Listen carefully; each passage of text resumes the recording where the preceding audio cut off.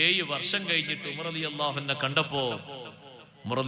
അൻഹു കണ്ടപ്പോ ചോദിച്ചു, കണ്ട ആള് ചോദിച്ചു, എങ്ങനുണ്ട്? ഉമർ റളിയല്ലാഹു അൻഹു പറഞ്ഞു, ഒരു വിഷയത്തിന്റെ ഹിസാബിൽ നിന്ന് ഇപ്പൊ അങ്ങോട്ട് രക്ഷപ്പെട്ടിട്ടുള്ളൂ.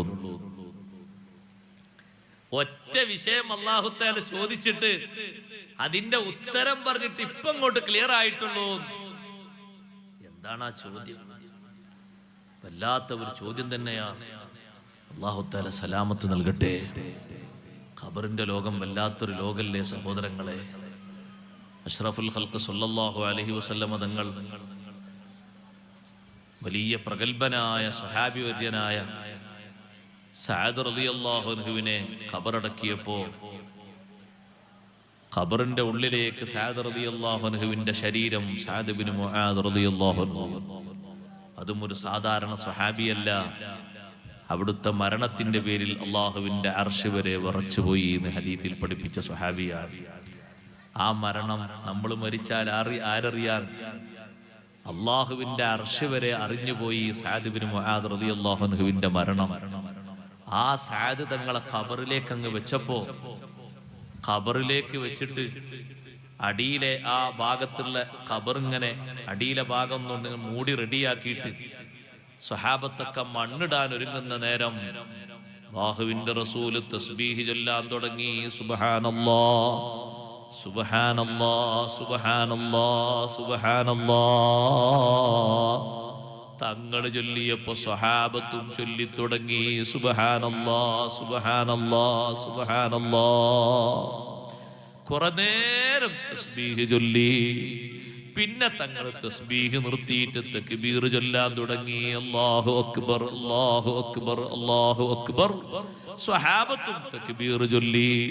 തക്ബീർ നിർത്തിയപ്പോ അവിടുത്തോട് ചോദിച്ചു, ലിമ സബ്ബഹത തവീലൻ സുമ്മ കബ്ബർത തവീലാ.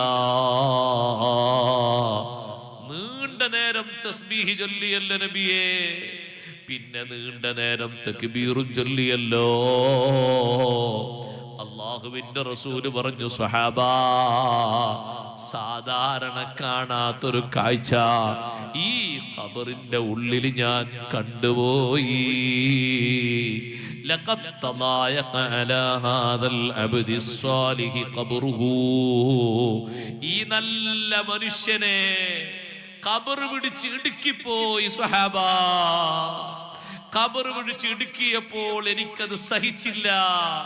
അപ്പോഴാണ് ഞാൻ തസ്ബീഹ് ചൊല്ലിയത്. നിങ്ങളും എന്റെ കൂടെ കുറെ നേരം തസ്ബീഹ് ചൊല്ലിയത്. സഹോദരങ്ങളെ, തസ്ബീഹ് കുറെ നേരം അള്ളാഹുവിനല്ലേ വാഴ്ത്തുന്നത്? പടച്ച റബ്ബിനല്ലാതെ ഈ പിടുത്തം വിടാൻ കഴിയുമോ?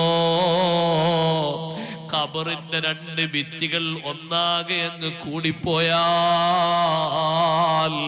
ചെറിയൊരു കൊതുകിന്റെ കടി സഹിക്കാൻ കഴിയാത്ത ദുർബല ശരീരമല്ലേ നമ്മുടെ ശരീരം. ഒരു ഈച്ചയുടെ കടി സഹിക്കാൻ കഴിയാത്ത ശരീരമല്ലേ നമ്മുടെ ശരീരം. കാണുന്ന ഖബറിന്റെ 2 ഭിത്തികൾ അങ്ങനെ അങ്ങ് വന്ന് ഇടുക്കിയാൽ നബി സല്ലല്ലാഹു അലൈഹി വസല്ലം തങ്ങൾ എന്താ പരിഹാരം കണ്ടത്? ദിക്ർ തന്നെ പരിഹാരം. സുബ്ഹാനല്ലാഹ് സുബ്ഹാനല്ലാഹ് സുബ്ഹാനല്ലാഹ്. നീണ്ട നേരം തസ്ബീഹ് അങ്ങ് ചൊല്ലിയപ്പോ അതേ ഖബർ പിടുത്തം വിട്ടുപോയി.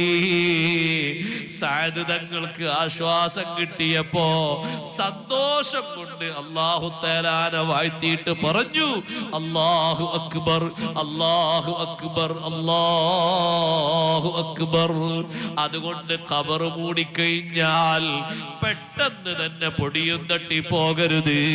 കുറച്ചു നേരം അവിടെ നിന്നിട്ട് ഖബറാളിക്ക് ഇസ്തിഗ്ഫാർ ചൊല്ലണം. ഖബറാളിക്ക് വേണ്ടി തസ്ബീഹ് ചൊല്ലണം. സാധാരണ നമ്മൾ ചൊല്ലുന്നതിൽ ഇസ്തിഗ്ഫാറും ഉണ്ട്. അല്ലാഹുമ്മഗ്ഫിർ ലഹു വർഹംഹു അല്ലാഹുമ്മ ആമിൻഹു മിൻ കുല്ലിൽ ഫസഇ. പടച്ച റബ്ബേ, ചോദ്യത്തിന്റെ നേരത്ത് നല്ല സ്ഥൈര്യം കൊടുക്കണേ അല്ലാഹ്.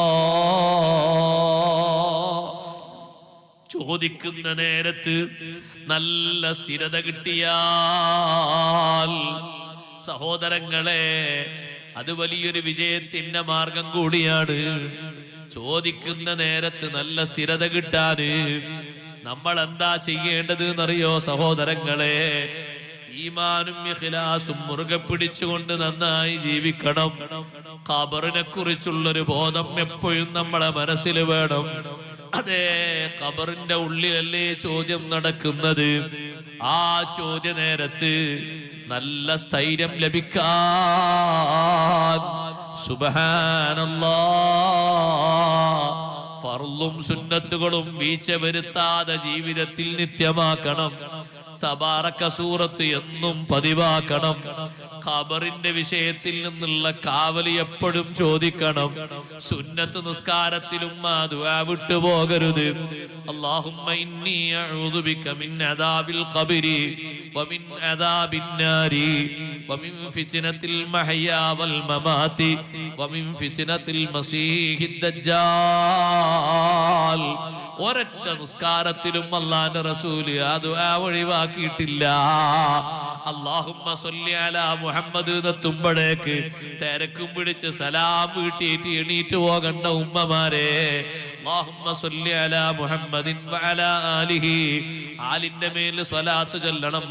അത് സുന്നത്താണ്, നിസ്കാരത്തിന്റെ പൂർണ്ണതക്ക് അനിവാര്യമാണ്. വഅലാ ആലിഹി എന്ന് ചൊല്ലിയ ശേഷം അല്ലാഹുമ്മ ഇന്നി അഊദു ബിക മിൻ അദാബിൽ ഖബരി വമിൻ അദാബിൻ നാരി വമിൻ ഫിത്നത്തിൽ മഹ്യാ വൽ മമാത് വമിൻ ഫിത്നത്തിൽ മസീഹിദ് ദജ്ജാൽ. ചോദിക്കുന്ന